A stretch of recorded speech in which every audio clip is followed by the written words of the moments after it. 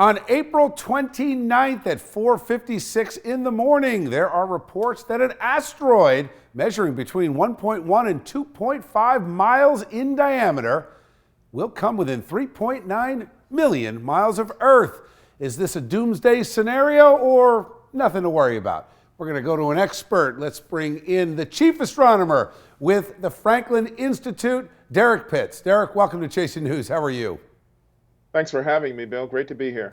All right, so 3.9 million miles in space terms, I imagine that's pretty close.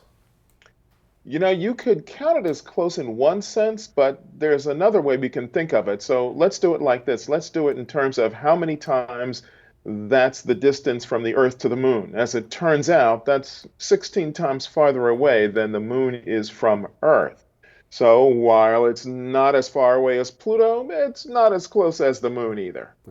So let me ask you, I mean, things are hitting the Earth all the time, right?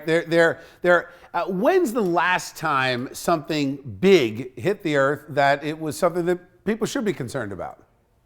Well, the last time there was something that really impacted Earth was 50,000 years ago. This is a really major object that struck the Earth 50,000 years ago that created the big meteor crater that's out at Meteor Crater, Arizona. That's a pretty big one. Now, just a couple of years ago, there was the meteor that fell down into the Earth's atmosphere over Chelyabinsk, Russia, and that causes a huge furor because it shattered windows for miles around, and actually a small piece of it was found in a nearby lake, but it exploded in the atmosphere above the ground. So that 50,000 years, are we due?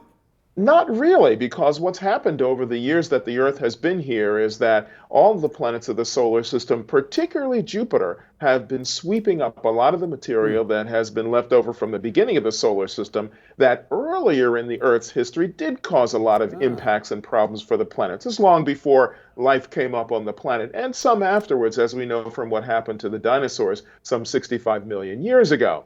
But in essence, there isn't anything on anybody's radar, that's NASA or any of the other space agencies that are tracking these objects, that are due to make any, shall we say, close encounters to Earth for at least the next 100 years.